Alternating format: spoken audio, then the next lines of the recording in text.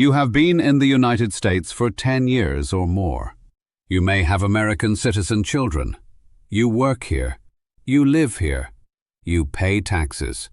But you still do not have papers. Why is that? Often it is because no one ever sat down with you and explained exactly what you may be able to do. That is what this video is about. By the end of this video, you will know which path may fit your situation, whether it is family-based, employment-based, investment, asylum, or another option. No fluff, no false hope, just a real decision tree framework that immigration attorneys use to give clients options when they have been here for 10 years or more. Hello and welcome back to US Visa News Hub. I am Mr. Burhan. If you have been here for over 10 years, you have probably heard someone say, "You have been here 10 years, so you can get a green card easily." It is not that easy, but it can be possible. In this video, we are going to outline the possible options for someone who has been in the United States for over 10 years, living here, working, maybe paying taxes, maybe raising US citizen children.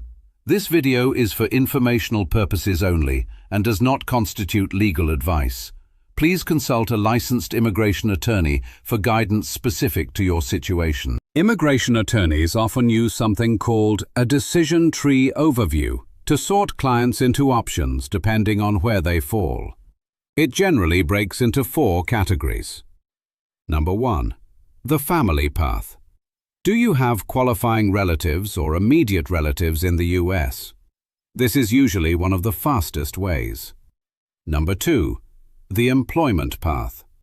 If you have special skills or a job offer, this route is a little slower, but it can be a great way to get a green card. Number 3. Humanitarian.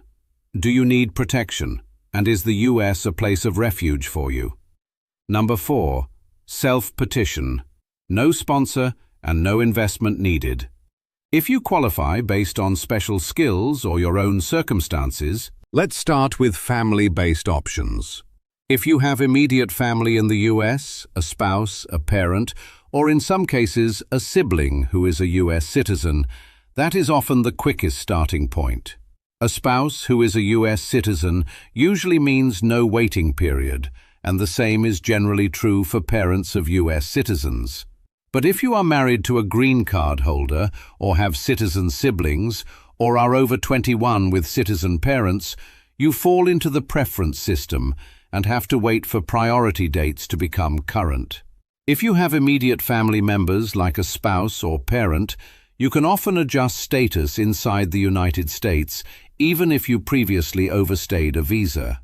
One tip worth knowing: if you entered with a visa, overstayed for 10 or 15 years, and your child who entered legally is about to turn 21, it's worth filing as soon as possible rather than waiting. Now, employment-based immigration. If you do not have a family path, skills may be the answer. EB1 is for people with exceptional ability, a high salary, and a critical role.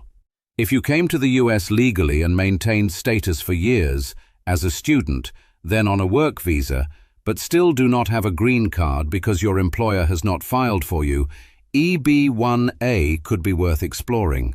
If not EB1, EB2 National Interest Waiver is another option, generally requiring a bachelor's degree plus 5 years of experience, or a master's degree, along with work that benefits the United States as a whole.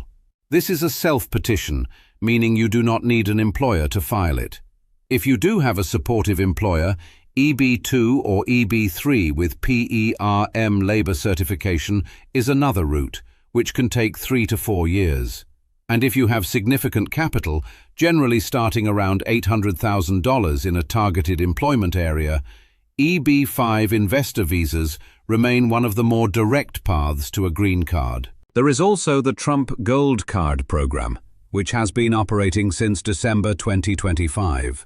It allows an individual to obtain permanent residency through the EB1 or EB2 category by contributing $1 million to the US government, plus a $15,000 non-refundable processing fee, or $2 million for a company sponsoring an employee.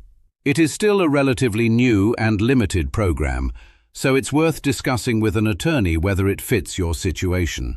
Now, humanitarian options. If you do not have significant family ties or investment funds, there are still paths available.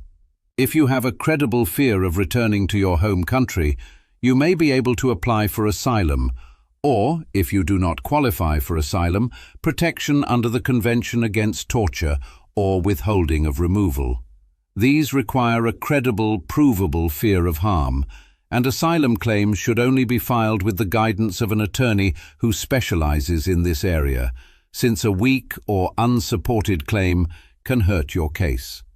If your home country has been designated for temporary protected status, as Venezuela, Haiti, Ukraine, and others have been in recent years, TPS may be available depending on your country's current status. If you married a U.S. citizen who abandoned you or subjected you to abuse, VAWA, the Violence Against Women Act, which also applies to men, may allow you to self-petition for a green card without your spouse's involvement, generally within 2 years of the divorce.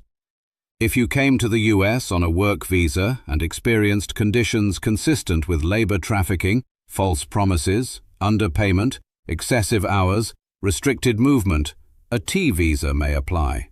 And if you were the victim of or witness to a crime and are willing to assist law enforcement, a U visa may be available. If you are in removal proceedings, have been in the U.S. for 10 years or more, and have a U.S. citizen spouse or children, cancellation of removal may be an option to obtain a green card through immigration court, though not everyone qualifies. And finally, self-petition options are worth emphasizing again. EB1 for exceptional ability, and EB2 National Interest Waiver for those doing impactful, unique work that benefits the United States. These are powerful but require strong supporting evidence. By now you likely have a sense of where you fit, maybe just one category or maybe more than one. Immigration law is complex and changes frequently, so treat this as a starting point for a conversation with a qualified immigration attorney, not as a final answer. Drop a comment letting us know which category resonates with your situation, and subscribe to US Visa News Hub for more breakdowns like this one. This video is for informational and educational purposes only and does not constitute legal advice. Please consult a licensed immigration attorney for guidance specific to your situation.